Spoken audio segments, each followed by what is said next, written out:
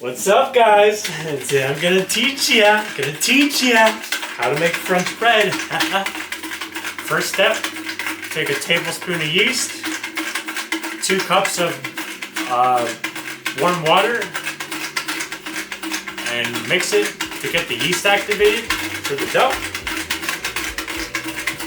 Whisk it for about 20 to 30 seconds. This is what forms the yeast and activates it for the dough in order to form. Next, I got 5 cups of bread flour here. I'm gonna pour this into the mixer bowl.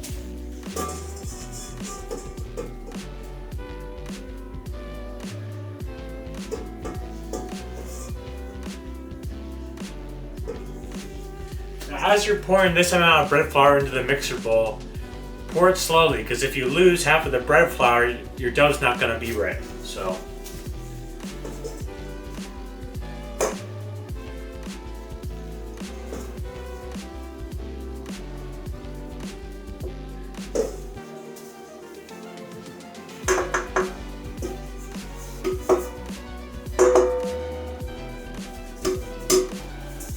Stewart,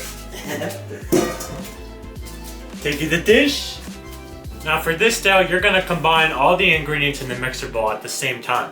This is known as also the straight dough method, and I'm going to show ya. Take your sugar, a couple tablespoons of sugar, salt, pour it in. Gonna get ya.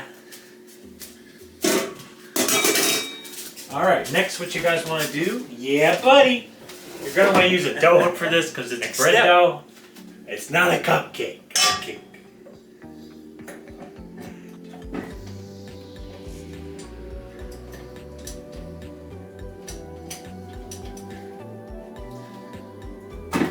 Alright guys, we're gonna need ya!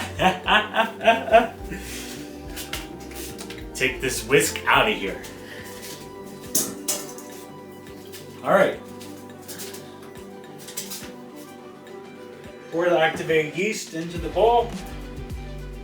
The yeast water. Take it to stewardry.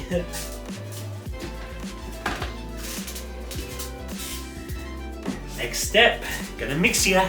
Alright, next step guys. Need the dough, need ya.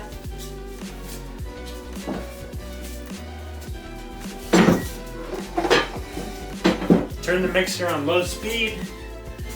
Turn it too high and you're gonna have dough all over you. That'll get ya. And just let this mix for about a couple minutes. The nice thing about the dough hook is that it mixes for you, so. Alright guys, next step, scrape the bowl. Gonna scrape ya!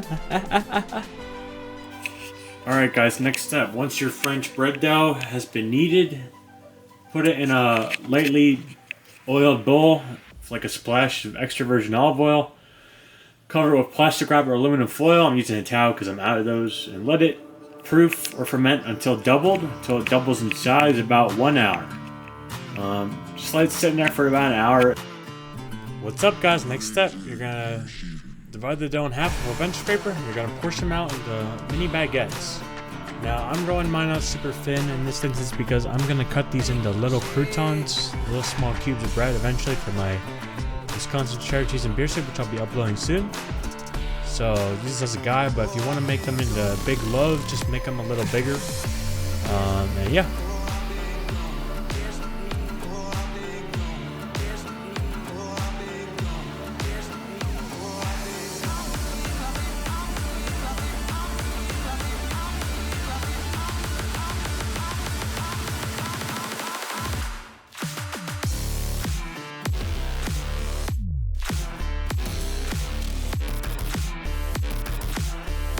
Alright guys, next step. So after you portion all your French bread pieces, you're gonna have to let them ferment again and double in size a second time.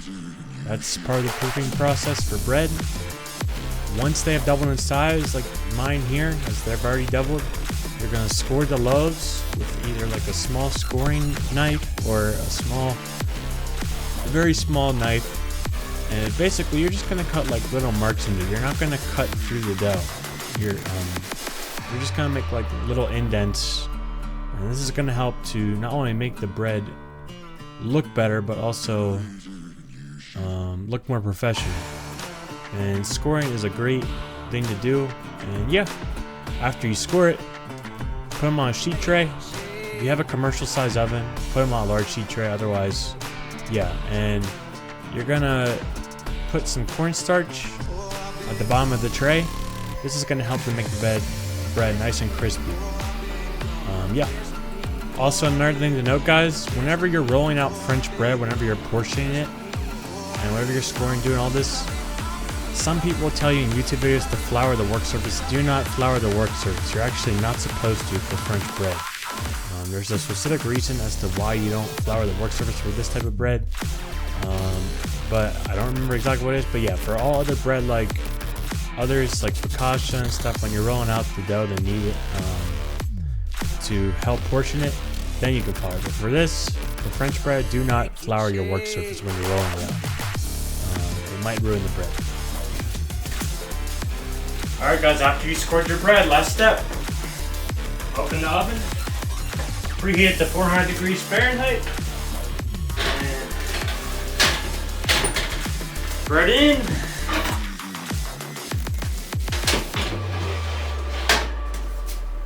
Put a tray of ice.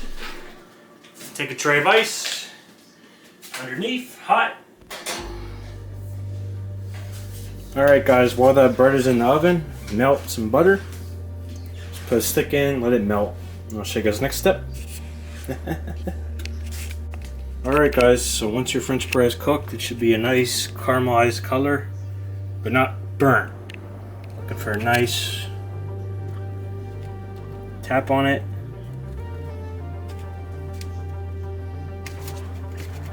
You want it to be nice, soft, and crunchy, but you don't want it to be rock hard.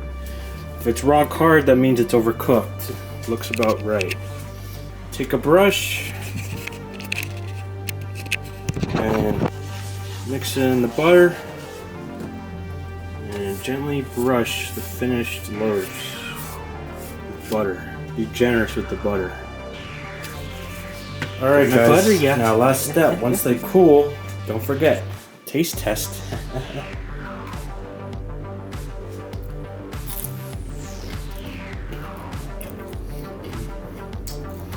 Pretty good. Also, don't forget, I forgot to tell you guys, make sure halfway through the cooking in the oven to rotate the pan, that way it cooks evenly. Gonna cook ya. What's up guys? Today I made fresh French bread into mini little loaves. That'll get ya. Also guys, last thing, the purpose of the ice tray is to develop steam for the crust to make it nice and crispy.